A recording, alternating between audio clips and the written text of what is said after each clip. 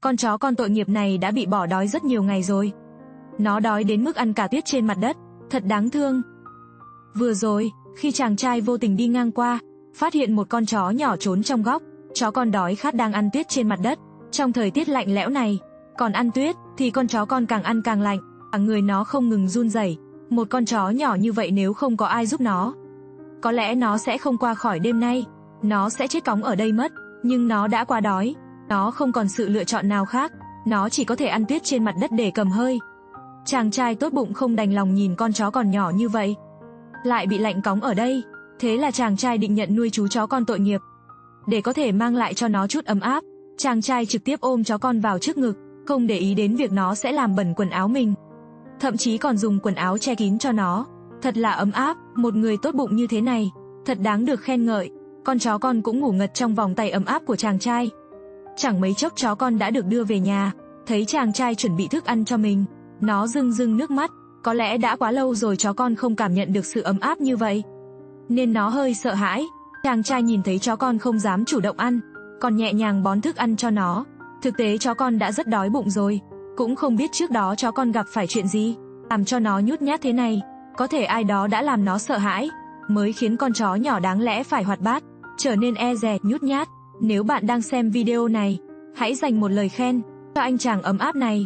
Nếu hôm nay không có chàng trai tốt bụng này xuất hiện, có lẽ chú chó con tội nghiệp này đã không thể nhìn thấy ánh mặt trời ngày mai.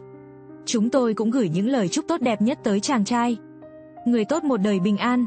Vì chó con tội nghiệp đã nhịn đói quá lâu, nên chàng trai cũng không dám cho ăn quá nhiều, sợ nó bội thực, nên ăn càng ít càng tốt. Chàng trai để nó ăn tầm 10 phút thì dừng lại. Lúc này chó con cũng cảm động vô cùng. Có thể những hành động ấm áp của chàng trai làm nó nhớ đến những chuyện buồn trước đây, cũng có thể đã làm cho chú chó tội nghiệp nhớ đến mẹ của nó. Bởi vì chỉ có mẹ mới thương yêu nó như vậy. Nhưng bây giờ chàng trai tốt bụng đã nhận nuôi nó, tôi tin rằng chó con sẽ được chăm sóc tốt. Hy vọng chó con đáng thương có thể lớn lên một cách khỏe mạnh. Cũng chúc cho chàng trai một đời bình an. Bạn có muốn để lại một like cho chàng trai tốt bụng này không? Chú chó đã bỏ đi 1 năm trước bỗng dưng trở về. Dì nhà bên cũng nói là không thể nào, nhưng khi nhìn thấy cảnh này, thấy được con chó thì bà vẫn rất vui vẻ. Thế nhưng chuyện này không hề đơn giản. Chú chó này tên là Buddy, mới được 6 tháng đã đi mất rồi. Sau khi chú chó đã đi được 1 năm, thì chuyện nó có thể trở về là không thể nào. Thế nhưng không ngờ Buddy lại có thể tự mình trở về. Chuyện khó hiểu là, Buddy sau khi trở về có hơi khác trước đây. Không chỉ không giống, mà còn ngoan hơn nhiều lắm. Không giống với đứa nhỏ tham ăn lười làm trước đây. Điều này cũng làm dì có hơi nghi ngờ. Đây có phải là Buddy trước đây của dì không? Vậy nên dì đã lấy món ăn Buddy ngày xưa thích ăn nhất. Nhưng Buddy chỉ ngửi thôi chứ không ăn. Điều này cũng làm cho dì tức giận. Trong lòng nghĩ quả nhiên nó không phải Buddy. Dì lấy đồ ăn xong nhét vào trong miệng nó. Thế nhưng Buddy vẫn không ăn, mà còn nhổ hết chỗ đấy ra. Dì nói Buddy trước đây rất thích món này. Lẽ nào nó là con chó khác giả mạo thật à? Trong lòng dì cực kỳ bối rối. Dì để cho người nhà đi hỏi tất cả mọi người trong thôn, nhưng mọi người đều nói là chưa có gặp với nuôi một con chó lông trắng. Dì lại khẳng định đây không phải Buddy của dì. Sau đó dì lại lôi ảnh của Buddy ngày trước ra. Buddy ngày trước tai cứ cụp xuống, còn bây giờ tai của Buddy lại dựng đứng cả lên. Dù sao thì thay đổi cũng không thể lớn thế được. Dì không cam tâm lại mời đến một chuyên gia động vật. Chuyên gia đến bên nghiên cứu một hồi, nhưng vẫn chưa đưa ra kết luận gì. Sau đó dì cũng chỉ có thể cầu cứu bác sĩ thú y trên trấn. Thông qua những rãnh trên lỗ mũi để kết luận, phát hiện ra là cả hai đứa nó là cùng một con chó. Còn chuyện tại sao tai nó lại dựng lên, bác sĩ nói là chó sau khi lớn lên thì tai sẽ dựng lên cả thôi. Thế tại sao Buddy sau khi trở về lại không ăn món trước thích ăn? Chuyên gia nói là vì sau khi chú chó đi mất, có lẽ đã có người tốt nuôi nó, rồi bình thường sẽ cho nó ăn thịt, nên nó đã không còn quen với thức ăn cho chó khó ăn kia nữa. Điều này đã làm cho dì gỡ được nút thắt mà vui vẻ vô cùng. Dì vừa ôm vừa nói là sau này sẽ không nghi ngờ nó nữa. Sau đó lại còn chuẩn bị cơm thịt gà xé tay cho nó. Nhìn thấy nó ăn như hổ đói, dì cuối cùng cũng nói, Buddy, mày là vì thấy sống khổ quá nên mới chạy hả? Thế thì sau này mày cứ yên tâm mà ở nhà, ngày nào tao cũng cho mày ăn thịt. Buddy nghe xong thì rất phấn khích. Đến lúc nó giúp chủ nhân nhặt bóng về, thấy được sức mạnh dùng không hết của nó. Sau này còn nghe nói là dì có tìm bạn gái cho nó.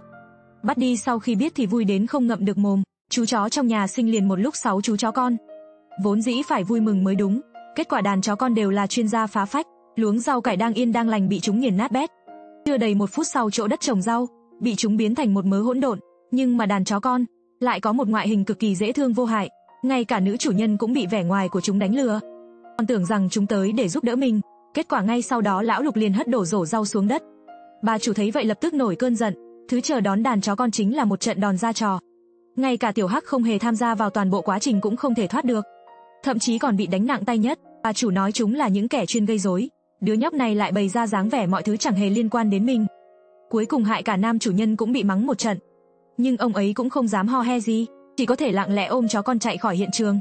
Bởi vì ông ấy vô cùng yêu quý đàn chó con, ông ấy cảm thấy trẻ nhỏ vô tội, đương nhiên đàn chó con cũng tự cho là vậy, và thế là chúng bị nhốt vào cái chuồng chó. Một mình chó mẹ nuôi nấng 6 đứa con vốn dĩ đã chẳng dễ dàng gì. Kết quả đám trẻ đều là những đứa nghịch ngợm không chịu nghe lời.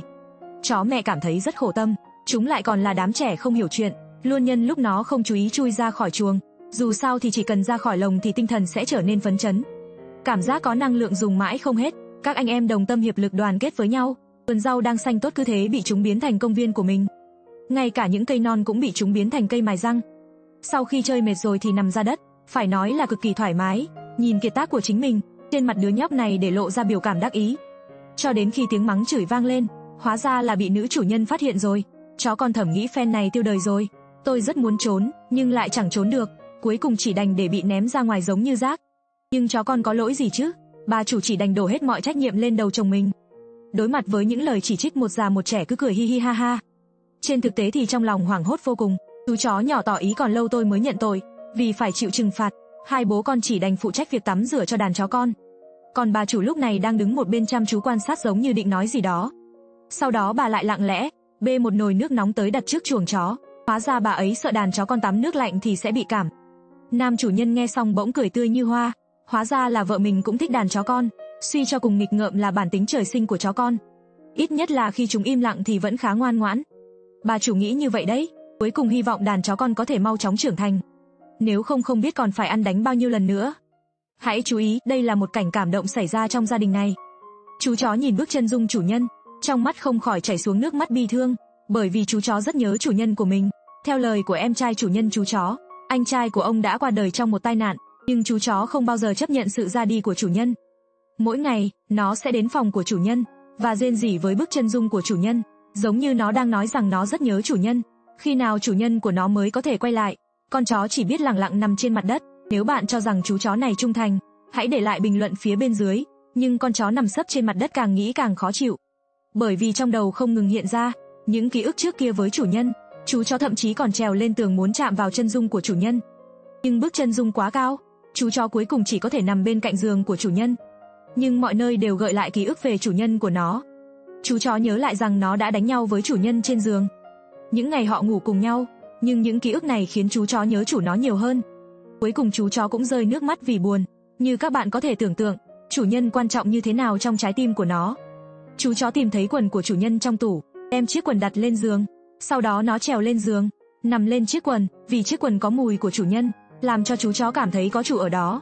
Khi em gái của chủ nhân phát hiện ra chú chó đã biến mất, cô gọi tên chú chó, nhưng chú chó chỉ nằm đó buồn bã. Cô ấy nghĩ rằng chú chó đang ở trong phòng anh trai mình, liền chạy lên lầu, đến phòng của anh trai. Cô ấy an ủi chú chó, để nó xuống ăn cơm. Chú chó trước khi xuống lầu, ngậm lấy một chiếc giày của chủ nhân trong tủ. Điều này làm cho chó cảm thấy giống như chủ nhân đang ở ngay bên cạnh nó.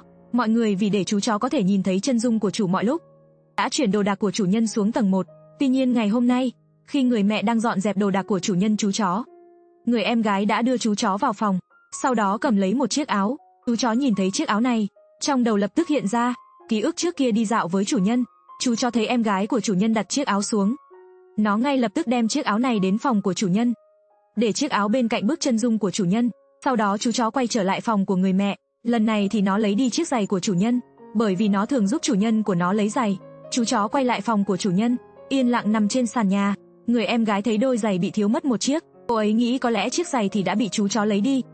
Cô ấy liền đi đến phòng của anh trai và thấy chú chó nằm trên sàn nhà, nhưng cô không biết làm thế nào để có thể an ủi chú chó, liền đi tìm mẹ mình đến an ủi nó. Người mẹ bước vào phòng và tiếp tục xoa dịu chú chó. Chú chó khóc đỏ cả hai mắt. Người em gái tìm người anh trai thứ hai đến an ủi chú chó.